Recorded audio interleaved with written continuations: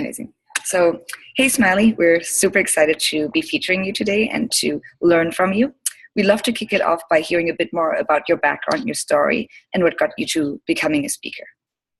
Great. Well, thank you all so much for having me. Love Dreamers, Doers. I'm a big fan. And I just want to give a little bit of a background before I go into my story. I know a couple of people were curious. My friend Lauren had commented, and she told me, oh, why is this dude telling women how they should build their speaking business? That's kind of messed up. And in some ways, she's kind of right. But I just wanted to kind of give a background on why I'm doing this talk and why I'm here. And basically, I've been a public speaker now for about 3 years. I speak about millennials in the workplace, future of work, and how to attract, retain, and engage millennial talent. What our generation's looking for in the workplace. And I've been doing the speaker circuit thing now for a couple years, and I often and constantly notice that there are very, very, very few women and very few people of color on panels, on keynotes, not just at conferences or tech conferences, but at corporate events speaking. So that's a huge issue, and I'm calling bullshit on it. And then the further issue is that when actually it comes to get paid to speak, I'll often ask women, hey, what were you paid for that event? Or what did that company pay you? And they're like, what? Like, pay me? Like, they covered my lift and reimbursed my my train ticket or my flight. And I'm like, well, I got paid $5,000. Like, that's messed up. You should ask them for money, or I'll tell them that they should pay you the same amount as what they paid me. So I started to notice this trend, and I'm trying to fix it by doing this thing called the Women Speaker Initiative, which is a really simple program, basically pairing aspiring women and people of color speakers, about 5 to 10 in a group, with a mentor, someone that's been speaking for about 2 to 3 years and has about 2 to 3 years of paid speaking experience. So that person may or may not be a woman, they may be a man, a woman, whatever, but they can give them advice about, hey, this is how I got started. These are some things that have worked for me. This is how you can gain the confidence to ask for money. This is how you should price your talks, and just kind of share that expertise, because it's kind of one of those things that's really hard. No one really knows how to do it, and everyone's different, and how to get paid to speak is this really kind of niche thing that no one really likes to talk about. But if we can share that knowledge, we can empower more people. So that's why I'm doing this work, and that's why I'm on this talk today. But to give a little bit of background of who the hell I am, so my name is Adam Smiley Poswolsky. I wrote a book that came out last year called The Quarter Life Breakthrough. It's a career guide for millennials to find meaningful work. So it's a career guide for this generation. About 5 years ago, I was living in Washington, D.C., working a job for the U.S. federal government. Great job on paper, had a good salary, had healthcare, had benefits, job security. Everything was perfect. Everyone was impressed by it. I hated it. And I was really miserable in a job, and I kind of felt guilty about it because, as many of you maybe know, if you're in a job that other people think is cool, like, oh my God, I work at Google, that's amazing, but you don't like it, you feel really guilty. And it's really hard to make a change because many of your friends don't have jobs, or they're unhappy in their work, and you feel kind of shame around that. So I was stuck in this really brutal quarter life crisis, comparing myself to my friends on Facebook, jealous of everyone. Oh my God, that person is just got their MBA. That person's making 6 figures. That person's a Forbes 30 under 30. Oh my God, they're so cool. They're just in fast company. That person said, screw it all, I'm going to Bali, for 6 months, which is still like, oh my God, I want to do that. So you're comparing yourself to all these people, and it's really hard to figure out what you want. So it was really only when I met other young people kind of going through the same exact thing, going through their quarter life crisis, figuring it out, that I was able to kind of turn that crisis into a breakthrough. So I went to a program called Starting Block, the Starting Block Institute for Social Innovation, which brings together a lot of young people that are interested in social change, social entrepreneurship, using business for good, social justice, all of these things. And it kind of inspired me to go out on my own, leave DC, move to San Francisco, and become a writer and start going after my dreams. So I basically started, and I think this is kind of how I think everyone has to start, without knowing what the hell I was doing. I started a blog to write about my journey of leaving my job and trying to figure it out. And a lot of people were like, oh, I'm going through this too. That's really interesting. And out of the blog, someone was like, hey, you should write a book about this, Smiley. Like, a lot of people are going through this thing. This is a big topic right now, how to find meaning in work. Obviously, we're a generation that wants to make a difference, but there's not actually how to get paid to do it. It's one thing to be like, go change the world. But then you're like, well, I don't want to be broke. I actually want to make a living doing it as well. So I started, I was like, okay, cool. Yeah, I'll write a book. So I did a crowdfunding campaign on Indiegogo to raise about $13,000 to self-publish the book. So I started kind of by just going out and making it happen. You can start a blog right now, cost $18 to get a WordPress domain. You can self-publish a book literally tomorrow, although if it's not ready, I wouldn't recommend doing that. And out of that book came all these opportunities down the road. So I think it's easy for people to look back and say, oh my God, this person's got it all figured out, and they're a public speaker and they're making money and they're doing all this thing and they have 6 books and an agent and all of this stuff.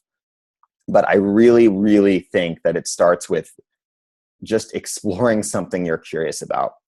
And whether that, if your medium is writing, great, then write about it. If your medium is art, then draw or paint. If your medium is bringing people together, then do that. If your medium is creating a business, awesome. If your medium is activism or movement building, whatever it is that you're really curious and fired up about, explore that. And don't be too attached to the outcome. Because I think if I had set out to be like, I'm going to become a public speaker, it just comes off as fake. Because in 2012, I didn't know what the hell I was doing. I'd never given a talk. I just started writing about something, and then people were like, hey, can you come to this meetup and tell us about your journey? And then that turns into what now I get paid to do. So I can't stress the importance enough of kind of diving in when you don't know what the hell's going on and just starting to explore something you're really curious about. And then basically, to kind of jump off from how that led to speaking, I self-published the book in 2014 on Amazon. And then, that led to basically a lot of unpaid speaking opportunities.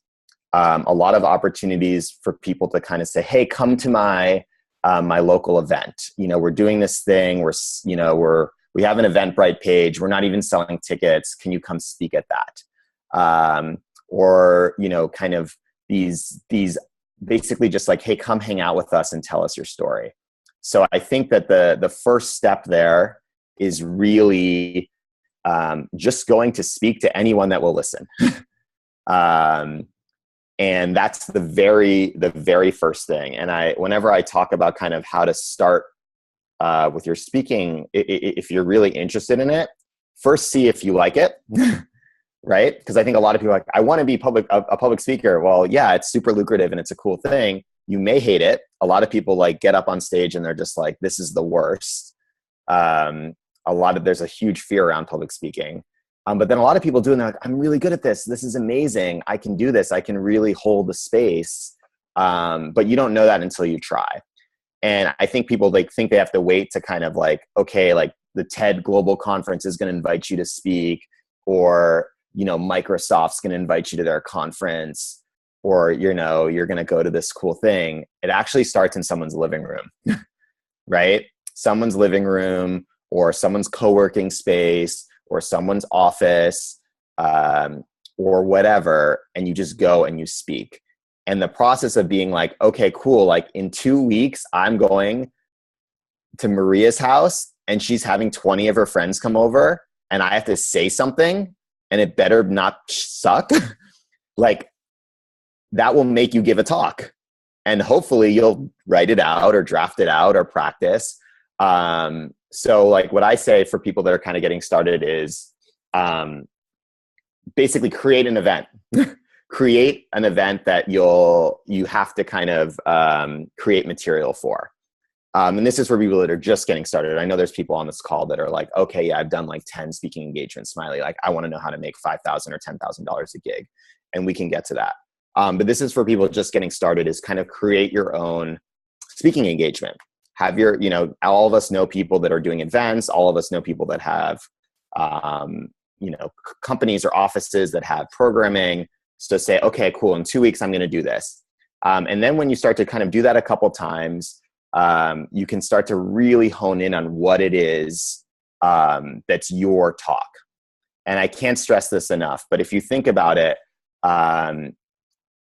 speaking is really storytelling, and it's all about kind of figuring out what's your narrative, what it is that's unique about what you're talking about that really no one else is. So by practicing, you'll do that. And I like to say, kind of come up with your own TED Talk. If you think about a TED Talk, we've all seen a ton of them. They're really like 15 minutes, and it's taking the audience through a journey, a personal kind of journey that connects to kind of an idea in the world. So if you were to create your own TED Talk, you have 15 minutes to talk to a complete group of strangers that have no idea who the hell you are. What would be in those 15 minutes? And then once you have that down, you can start to play with it and make it longer. So I think once you have a personal narrative, the next step is to really connect it to something that's a niche. This is something that I think separates the people. And I don't know if you wanted to ask other questions. I'm just going into it. Is that good? Okay. If you can hone in on a niche that is something that people are excited about right now, I think I meet a lot of people, like especially in the personal development space, that are like, I'm a motivational speaker. I'm like, okay, cool. Like, boring, like not that interesting. Like, what does that tell me? Like, you motivate, everyone motivates. Like, I want you to connect to something that is a topic right now that is of interest. That is to say, and this is kind of gets a little markety, but something that is hot. Something that if you look and you go look on all these conference web pages, their websites, they have tracks in this specific area. So for example, for me, that niche, that thing that I kind of is my thing, is millennials in the workplace. That is a topic area that is of interest right now to companies and conferences that pay people to speak. Other examples right now, diversity and inclusion. It is a topic that matters right now. It's a topic that always matters and should be mattering a lot more in the past, but right now people are really aware of it and care about it.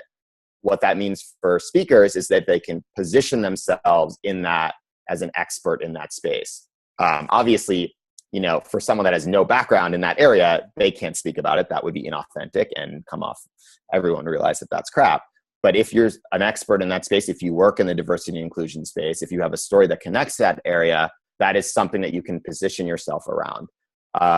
Women leadership, women in the workplace would be another hot topic right now. The future of work, AI, robotics, this type of thing, also a very hot topic. So again, there's an endless number of these, but there are clearly things that are not hot topics, like motivational speaking, not a hot topic. That may have been cool in like 1972. It's not hot right now. Like if Fast Company is not writing about it, I know that this seems a little bit like kind of like, well, I want to speak about like 18th century painters. I'm like, good luck. It's going to be really hard to get paid about to do that. At least in the kind of business speaking world. So I guess what I really mean to say there is find a niche that is something that people are really talking about. The other thing to think about is an anchor. If you think about most people that get booked to speak, they get booked because they did something really, really dope. Like they wrote a book, they started a company, they work for a really impressive company and have a really cool job title. They were the founder of something you've heard of. They just did this viral campaign, for the Women's March or Black Lives Matter or some kind of thing you've heard about. So they've done something that matters in the world. So I like to call that an anchor. It's hard to get onto the paid speaking world without that kind of, I'm doing or did something really, really interesting that matters in the world. So that's going to be different for everyone. Obviously, For people that are authors, that's going to be maybe a book that they wrote that is impressive or that people are really talking about. For others, that could be their entrepreneurship. For others, it could be the work that they're doing at companies or organizations. For others, it could be a really, really inspiring story, so that they did something. Their personal story is just so powerful that people want to hear about it. Maybe they overcame a lot of adversity. Maybe they did something that was incredibly kind and generous for their community. Something like that. So something that anchor that people are like, whoa, oh my God, I just want to hear what that person has to say. You know, like you think about like the guy that started Humans of New York. He speaks a lot. I mean, he's very famous, but he probably started speaking a couple of years ago, even before he was mega famous, because people are like, how does this dude like decide who to take photos of? Like, what is that process like? That's really interesting. He's doing something really, really interesting. So cultivate a niche, find an anchor that kind of can say, this is something that's really, really, really interesting that I've done. Cool. And now let's get into kind of like how to start to build it. Once you start to have a kind of a talk, like a spiel or like something that you're kind of doing often, I think it's really, really, really important to get a video. Whenever I try to recommend people for gigs and I'm like, hey, send me your best video, and they don't have a video, I'm like, they're probably not going to get the gig. Because if you think about it, a video is proof that you know what you're doing and that you are, can hold a room and can speak and are delivering interesting content. So even before you have a website that's catered towards speaking, which I think everyone should do as well, I think the most important thing is to get a high quality video. So not an iPhone, but like actually have someone that you know that has a SLR camera or organization to film you giving a talk, even if it's 5 or 10 minutes. That's really important, because then you can kind of say to people, to companies or conferences, hey, here's a video of the last time I spoke. It's proof. So basically what you're trying to do is start to prove like, hey, I'm an expert in this space. Here's what I have to say that's interesting. So oftentimes I like to say that I did about probably at least 20, 25, maybe even 30, 40 speaking engagements that were unpaid before I got paid even, $100 or $500 to speak. That's a lot of unpaid speaking. But in that time, some of those clients give me a video or testimonials, like a quote that says, oh, Smiley came in and inspired our employees. That's actually really valuable. So even if you're not getting paid money, you can still ask for other marketing assets, video, testimonials, photos that you can use to get more paid gigs in the future. So always remember, even if someone isn't offering you money, they can offer you other things. Also, they're offering you potentially, I meet a lot of people that, like they're like, oh, I turned down that gig at, let's say, I don't know, my friend wanted me to come speak at Twitter or my friend's nonprofit. I turned down that gig because they wouldn't pay me. I'm like, well, how many paid speaking engagements have you done? They're like, none. I'm like, well, you probably should have taken the gig, especially if it's a company that other people have heard of. Why? Because then you can put that logo on your website and be like, I spoke at Twitter, right? Or like, I spoke at General Assembly, or I spoke at, University of Michigan, whatever. Like every single person has heard of that university. I don't care if you didn't get paid. I don't care if it was just a lunch and learn session. Like you're putting that logo on your website, right? That's my philosophy. A lot of people are like, oh, like I can't put the logo on the website, my website. Like I only was there for 30 minutes. I'm like, did you not go and give your time to inspire people of a different organization? Like, did they like put it in their newsletter? Did they like tweet it or Facebook it? And they're like, yeah. I'm like, you can put the logo on your website. If they use it as an asset to, for their brand, you can use it as an asset for yours. And as long as you start to have 2-3 logos or 2-3 places you've spoken, you basically have a speaker website, right? You have your name, you kind of have what you speak about, a cool video, a couple places you've spoken, a couple testimonials, and you're on your way. I know that's really simplifying it, but like I like to kind of make it so that it seems like, okay, like this is not something this is not something like impossible to do if you really work towards it. I think a lot of times with speaking, it becomes like this, like, oh my God, like how am I going to get there? I'm like, you're going to get there by starting and really focusing on it. It's not that hard to get a couple, 1, 2, 3, 4 gigs, even if they're unpaid, at semi-reputable organizations. Get 4 testimonials and 3 or 4 logos on your site. Boom, like you're off and running. And then those next gigs, some of which maybe can be paid, start to come. So let me look at my notes here. And then maybe should we get into a little bit about money and how to ask for money and that type of thing? Yeah, perhaps even like start, like what was the very first paid gig and how did you move from there to where you are now? Great. This is a good example because it shows of how I moved from unpaid to a paid. So back in 2000, this was 2015.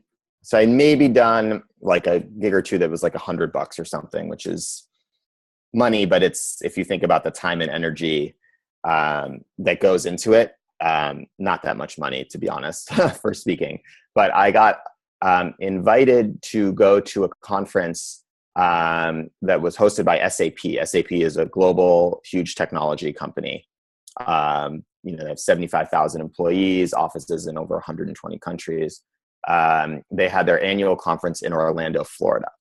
So they said, hey, we're doing this panel on millennials. We saw that you wrote an article in Fast Company around millennials. Now, I want to make this clear also. I did not get paid for that article in Fast Company. So again, that's free labor, but listen to the story. We want you to come speak on a panel about millennials in Orlando.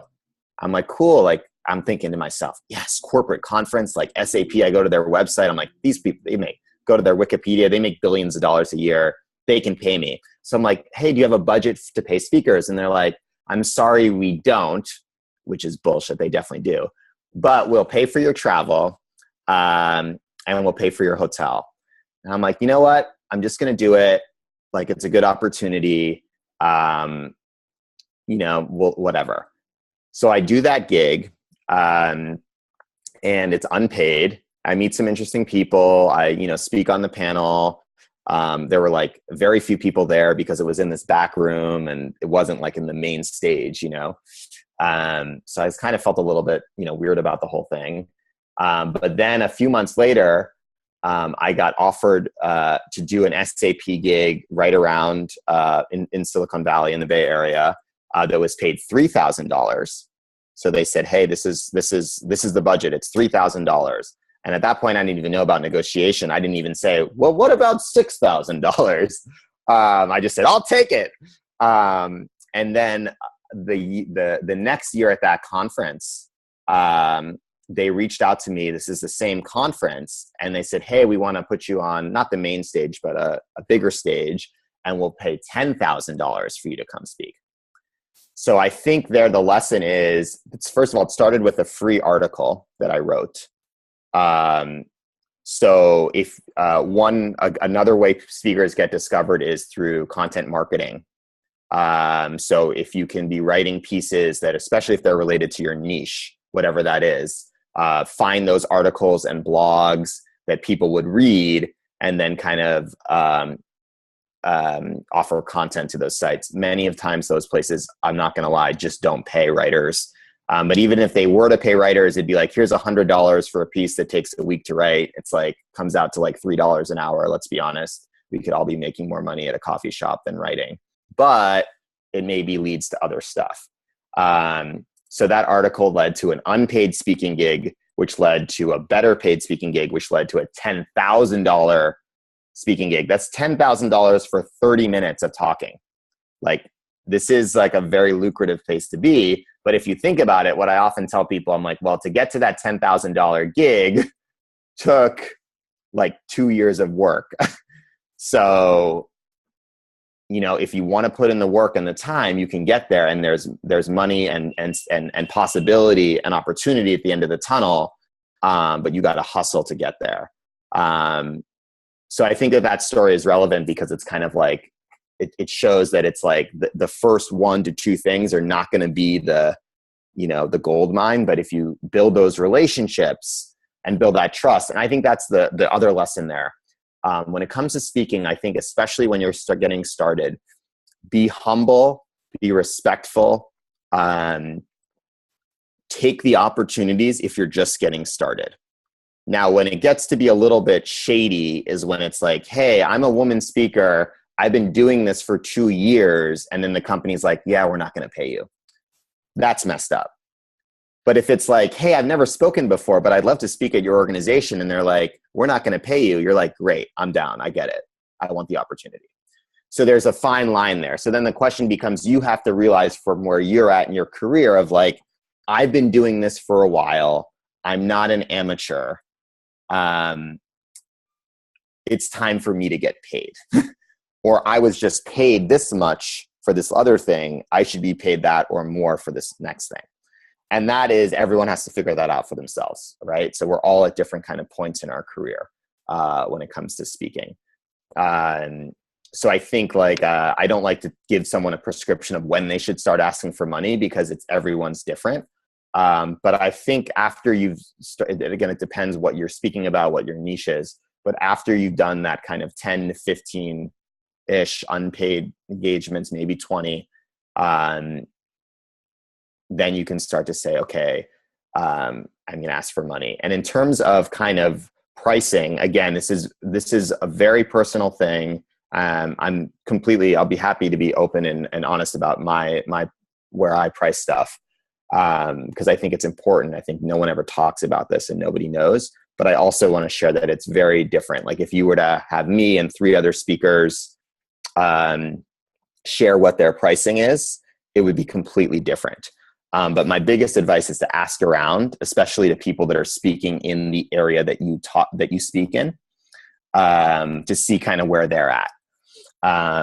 There are certain fields that are, I think, more lucrative to speak in than others. It's just kind of the reality. I think a lot of times conferences, especially conferences in the impact space, I know there's a lot of dreamers and doers that are kind of more in the social justice, social impact investing, social entrepreneurship space.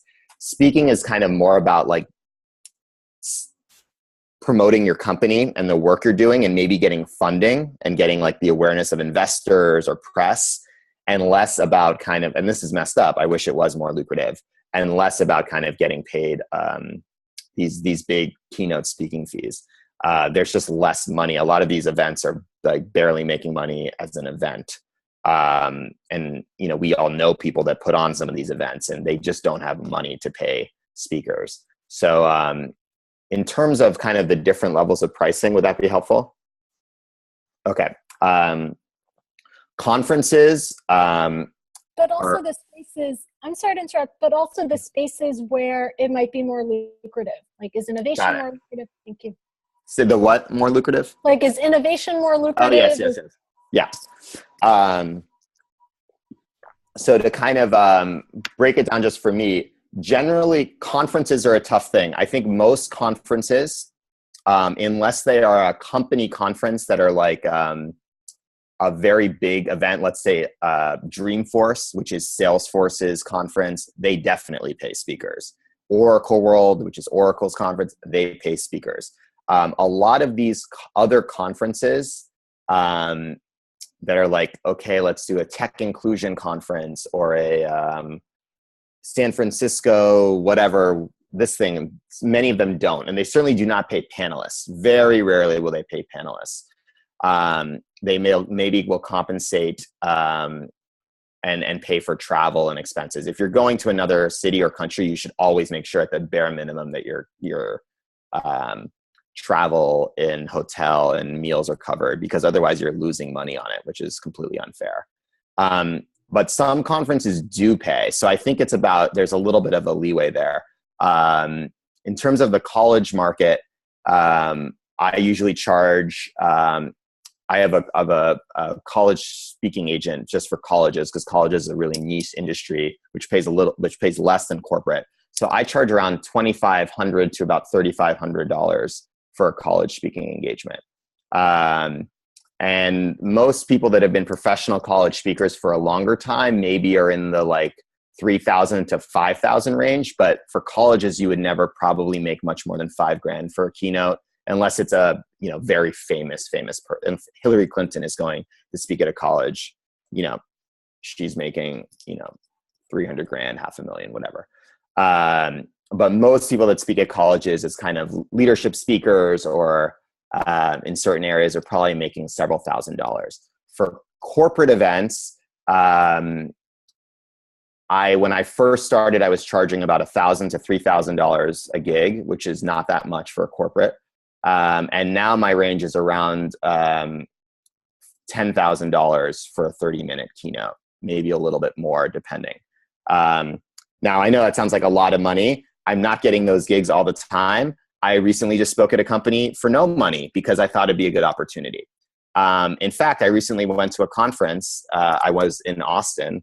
A conference that was right before South by Southwest called the Future of Work Summit, where I didn't get paid at all to moderate a discussion. They actually didn't even pay for my flight, but I still went because I knew I was going to meet good people there.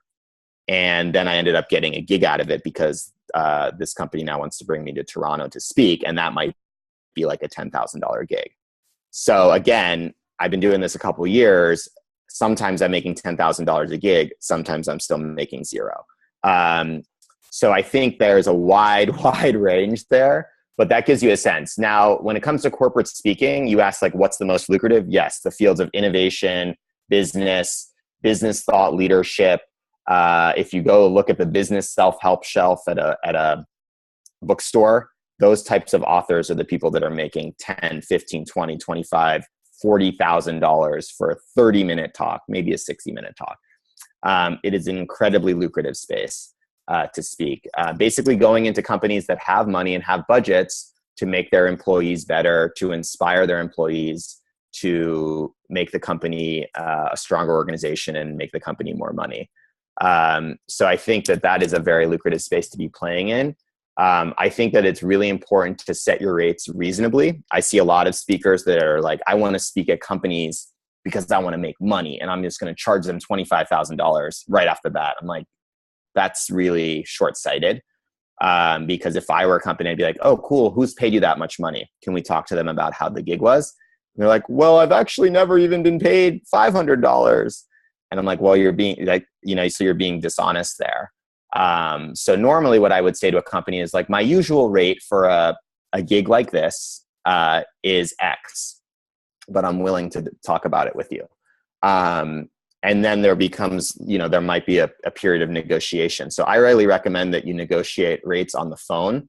Oftentimes a client will say, well, in an email say, do you have a speaking fee? And if you email back a number, that number is really fixed and it's really hard to kind of play with it. So I usually would recommend saying, hey, I'd be happy to hop on a phone call with you to discuss more about your needs and how I can meet them and discuss budget. And that way, if you say, oh, $10,000 and they're like, oh, we don't even have, you know, $20, you can kind of go from there. And if they're like, oh, that's interesting, you can maybe play up a little bit, maybe be like, well, actually, if I come and do a talk and a workshop, we could do it for $13,000 or something like that. So you can play with it a little bit there. I know corporate speakers that charge way more than that. But I think it's also really important to provide value. So I think it's important to know kind of where you are, like in your career and where you are on the kind of professional spectrum of expertise, the people that are in your niche, how much longer have they been doing it? How many more books have they written than you? How much more experience than they have than you? And if you can come in at a rate that's much more affordable, you're actually providing companies with a lot of value, rather than kind of trying to be greedy, if that makes sense. So I think it's really about playing and seeing what works for you. And then, the other thing here, and I think this comes up a lot, specifically, for some men for sure, but it's specifically, with women, is this this kind of how do I put this? Not advocating for self-worth. And there are some women I know that do this tremendously well. So this is not an overgeneralization, but I've spoken to a lot of women speakers that are like, man, like, why didn't I just ask for it? I'm like, I don't know. Why didn't you? Like, come on. Like, I know so many men that are like completely not that experienced and not that good at what they do. And they're like, $10,000. And they just say it because they're like, that's what, I don't know. Like, well, that's privilege and patriarchy, I guess. But it is, they're used to asking for what they want. But so I think it's about knowing your worth and advocating for your self-worth and not being afraid to make that ask, especially financially. So there's the one ask of like, hey, I'm going to apply to speak at this place, or my friend is speaking there. I'm going to ask them for a connection. I'm going to reach out to someone like me, say, hey, Smiley, like I noticed you're speaking at this conference. Did you know that I speak about this? Do you think they might be interested? And I might be like, oh, actually, I don't know. I'll check. Or I might be like, I don't think they're interested in that. Or maybe I'll be like, I think they are interested. Let me connect you. So that's one level of ask. And then the next level of ask is when you're on the phone with that person to be like, actually like $500 just, like this is how I make a living. And normally I think that you should be paying that this workshop, this keynote is worth $4,000, and just being like, let's say that to the mirror like 5 times, $4,000, $4,000. And they may come back and say, okay, cool, we can pay you 3. And you'd be like, great, because that's way more money than the $500 you were going to ask for in the first place. So knowing your self-worth and kind of advocating for yourself is so important across gender, across race, across ethnicity. But I see it over and over again that, first of all, women and people of color get low, their estimates, the rate that they get quoted is lower. But then they also don't ask or advocate for themselves, and there's less of a push and pull there. So I think that's super important. And that's one of the things we're trying to do with this mentorship thing. So if you need any help with that, talk to other people that have advocated for themselves in terms of salary or price, because it's something that consistently comes up. And like I said, again, if you've never spoken before, you're not going to ask for $10,000. That's completely ridiculous, right? But if you have, you should be kind of saying, hey, well, last time I got paid $1,000, this company's much bigger. I'm going to ask for 5 this time. Right. And you make the ask for 5 and you see what happens. And if there's, maybe you go back and forth. But anyways, I can go on and on about that. Yeah. Can you talk a little bit about inbound versus outbound at this point? Like all the examples you mentioned seemed like they were inbound, but curious to hear more thoughts. Yes. Great question. So this is kind of, I think, much more relevant for people that have started to be speakers. I get a lot of inbound requests of, hey, Smiley, we saw your TEDx talk. We want you to come speak.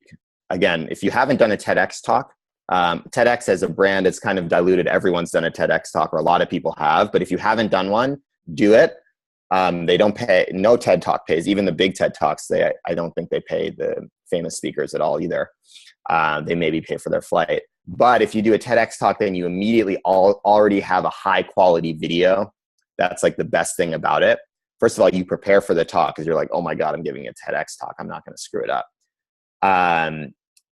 And then it shows up on, Google and YouTube and all of these things that people search. So one of the reasons people inbound for me is because of the book. So I think that like may not be a fair comparison in general, because, if you're looking for a speaker on millennials in the workplace and you start to do some searching, my name will come up eventually.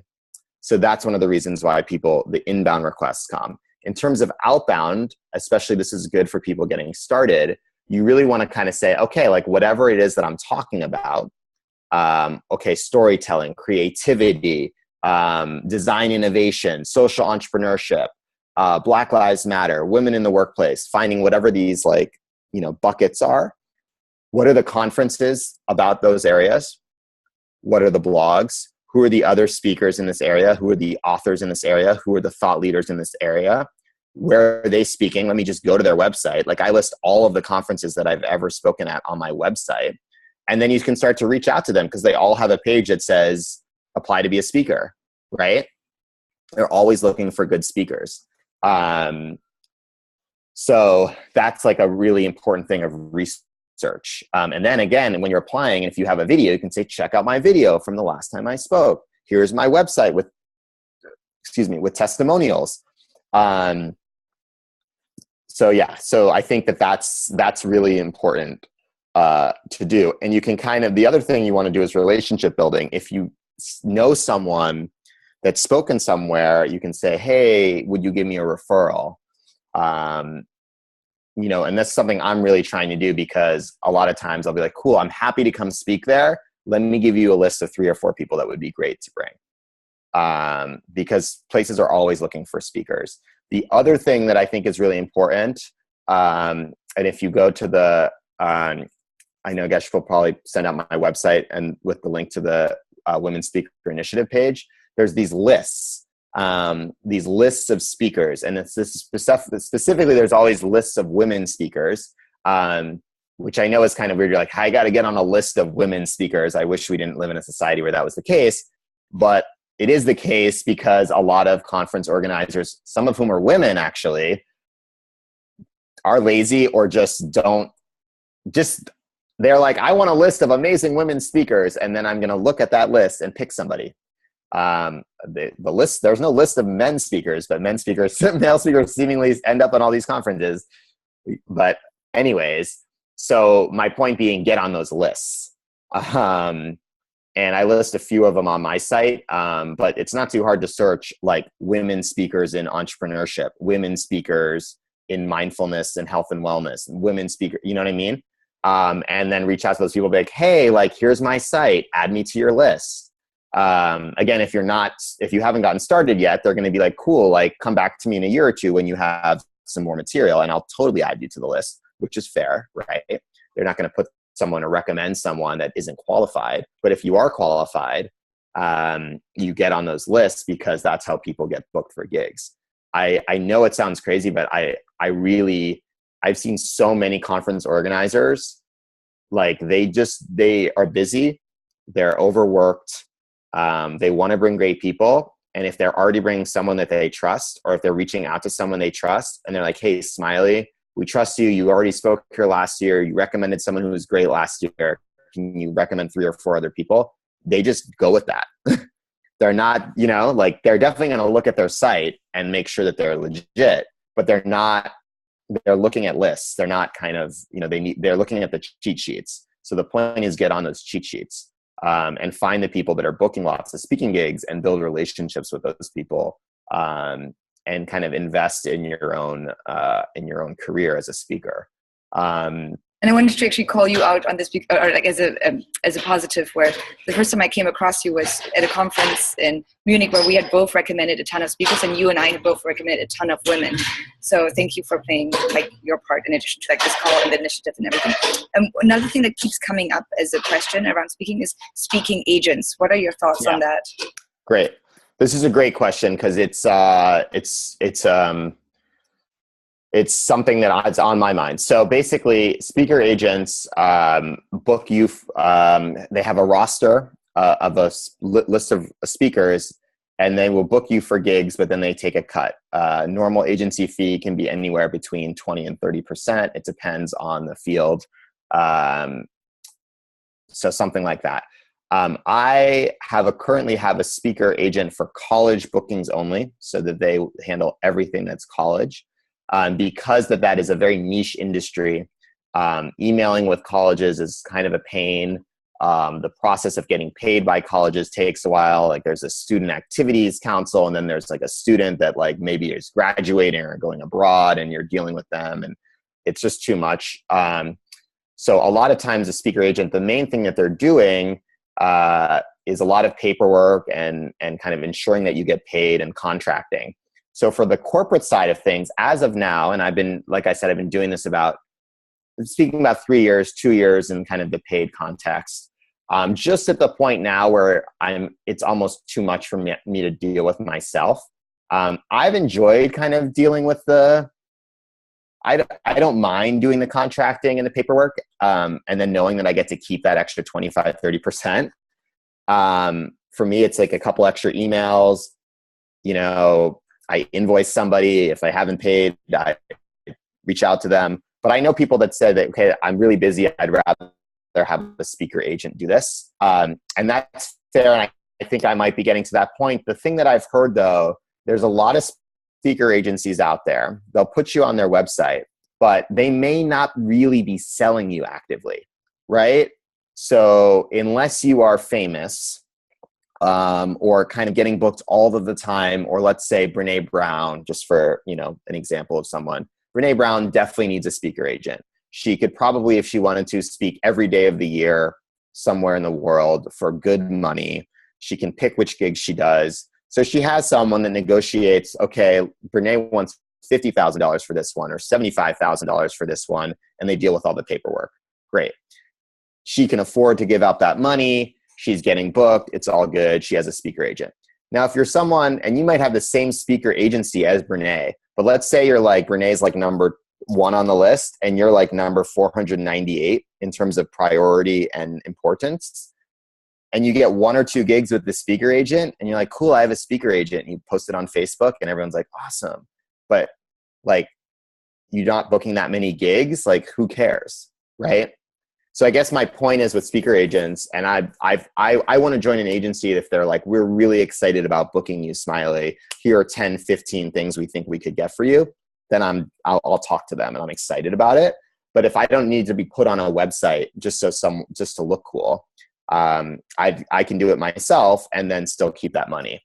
But I think it gets to a point where if you're spending your entire life kind of dealing with payroll and contracts and all this, it gets to a point where you would want a speaker agent. And I'm starting to think about it now, like the 3rd year of doing this. Now is the year where I'm kind of like, I think it might be a good idea to finally get a speaker agent.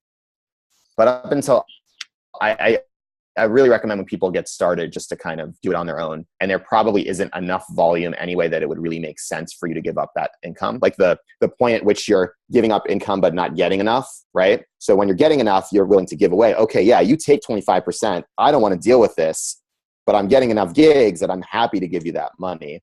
That probably is not quite when you're like, that is a little bit more when you become an established speaker.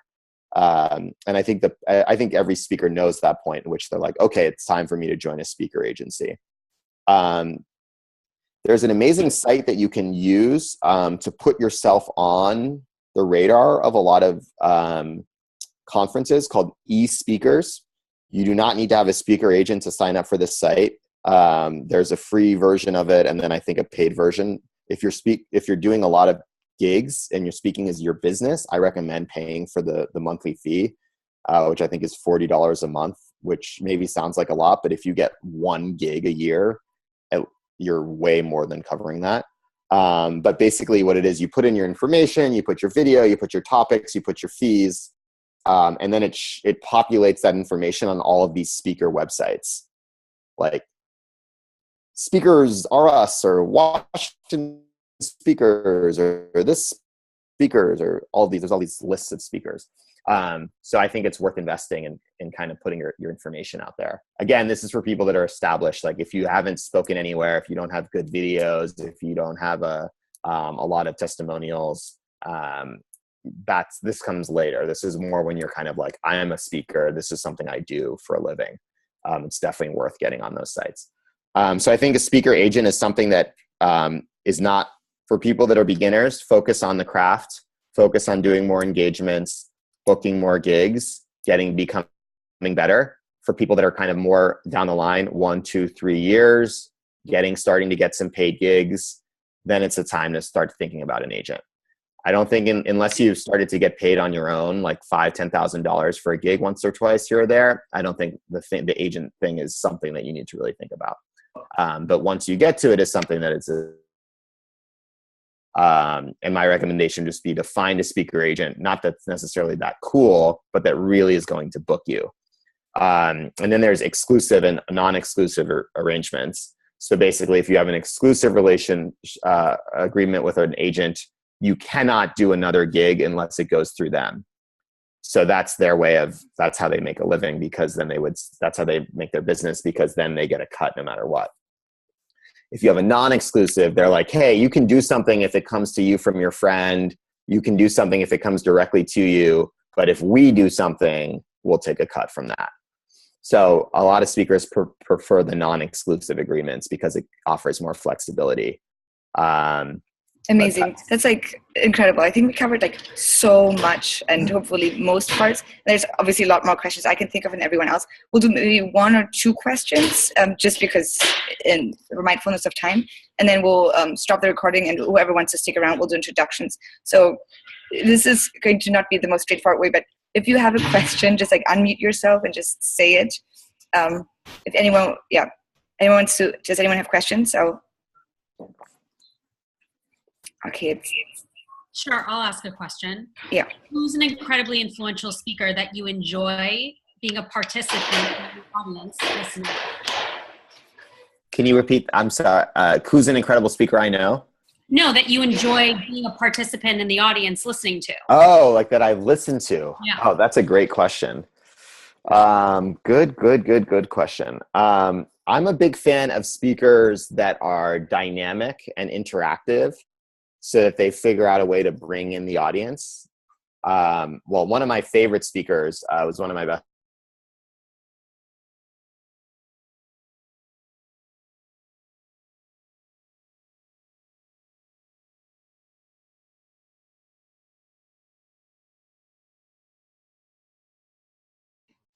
He's frozen for me at least, but maybe for some others. Smiley. It looks like he's frozen for a few people. So I think like I'm gonna just we can do a follow-up at some point, but like and we can email him with like extra questions, but I'm just gonna cut it off for questions now, just because as of right now we're not gonna get them answered, and hopefully we can find him again. I'm not sure if you can hear me, Smiley, but you're frozen. You might have to like drop off. Yeah, you might have dropped off. So I'm gonna